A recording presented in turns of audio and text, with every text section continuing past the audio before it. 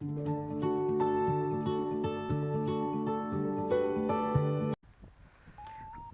Assalamualaikum warahmatullahi wabarakatuh. My name is Miftahul Fahmi. Tonight I want to talk about the how L1 actually influence L2, or the interfering between languages to languages. For example, the first languages to the second languages. So we are going to put it in the comparison between Indonesia as well as English.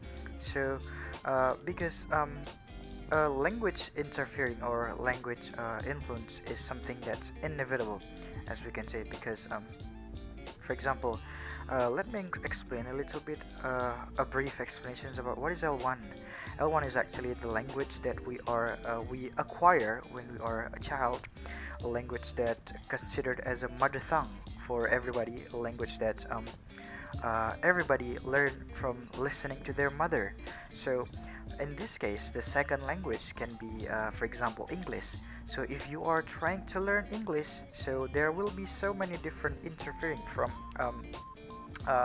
your first language, because so many people tend to make like error when they try to learn the target languages. For example, someone from Indonesia tried to learn English, so there will be a lot of different mistakes. For example, as you can see, a lot of people tend to rely on their first language when they try to learn the second language. For example, the structure. So when someone's speaking using English, they tend to rely with Indonesian structure, with that will definitely create a severe mistake. For example, structurally, or even if you translate it, the translation will not fit the situations.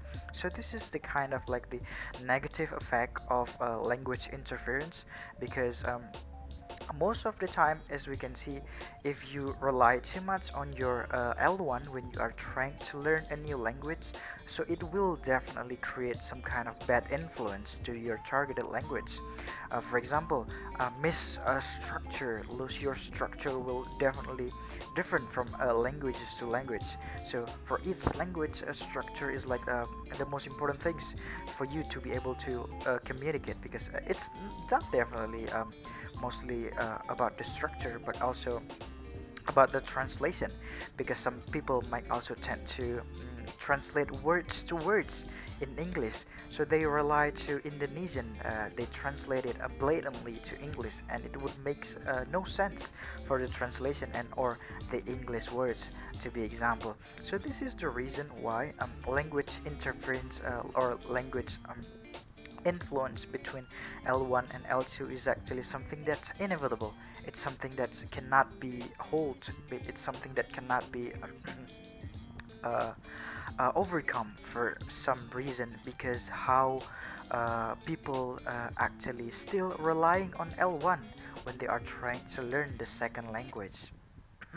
So this is also happening not only for someone who lives in like for example in Indonesia, even for someone who lives in a native speaking English speaking country. For example, someone who lives in America, if that person's already have like the L1, for example, he's Chinese or even Indonesian, even though he's living in America and he's considered as a really good English speakers, but people always tend to make like a very minor mistakes sometimes that would actually make some difference at the end, because this is something that's just like what I mentioned, something that is really inevitable, something that we can't control, because even though you're living in another country, you still will make some mistakes because of the influence of your first language.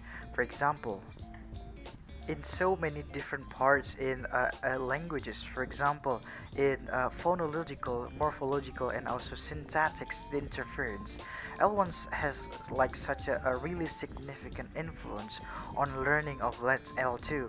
So this is why the more exposure to get from like the native speaker, so the better it will be, because it is actually very very hard to avoid like negative result or negative interfere because of L1 towards L2. So it would be better for the L1 speaker to kind of when they try to learn specific languages, for example English, it would be better to be like just get more exposed or being exposed to more with the native speaker, because this is will definitely better rather than just trying to learn by yourself and still, and at the end L2 will be interfered by your first language. So it would be better to try to learn from the native speaker by listening to songs, for example, watch movies, so you will kind of adopt or acquire your language, the language from the real English environment,